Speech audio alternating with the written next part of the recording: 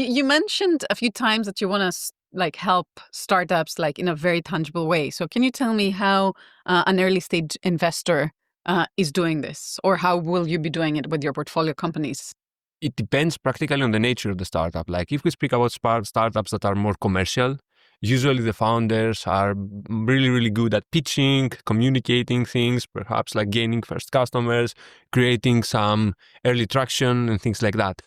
In the technical founders, which is practically the case that we are focusing on, we're not usually seeing this. Yeah.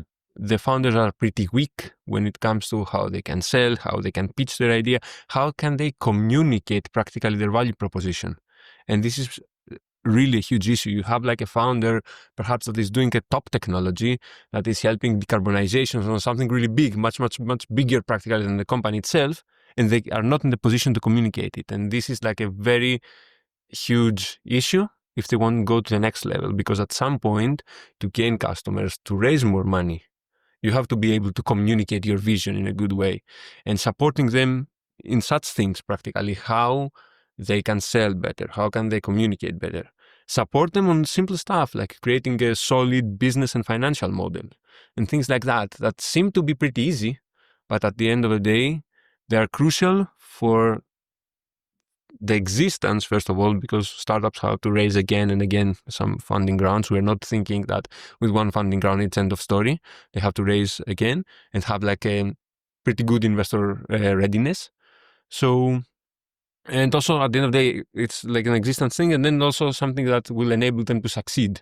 Mm-hmm. So I think that early on, creating such a thing, and then also some few stuff regarding governance, like how they construct the entire cap table, what kind of internal processes they have when it comes to governance and things like that. So I would say being a sparring partner with a helicopter view that supports at different levels, it's something that is really, really important, especially for technical founders that are really, really used to focusing on the technology.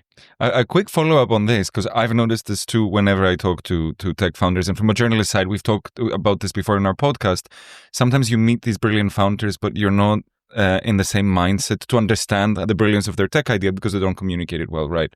So how do you help them? And do you think that should the founder always be the face of the of the startup, or are there different ways? Like, so is it about skills transfer then, or are there different ways? Like, do you help them package the story or delegate it to someone else in their team to do it? So how do you go around the challenge of priming them to speak? Excellent question. Yeah. I would actually, first of all, take a step back and say that when it comes to technical founders, it's like a bit stereotypic what I'm going to say, but there are two archetypes of the technical founder.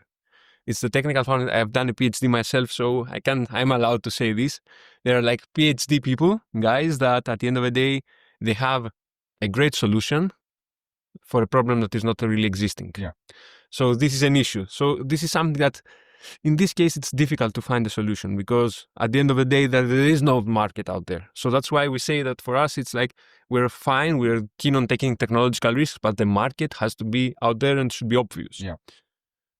Then the second archetype is that a founder that is developing a solution for an existing problem. This is what we are looking for. In this case, as you said, sometimes it's difficult to turn this founder into a perfect CEO. Yeah. But for me, it's not about turning somebody into or making someone to become the best CEO. Perhaps at some point after 2 or 3 financing rounds, another late co-founder, CEO, whatever, will join the company and can take over with a more business-oriented mindset.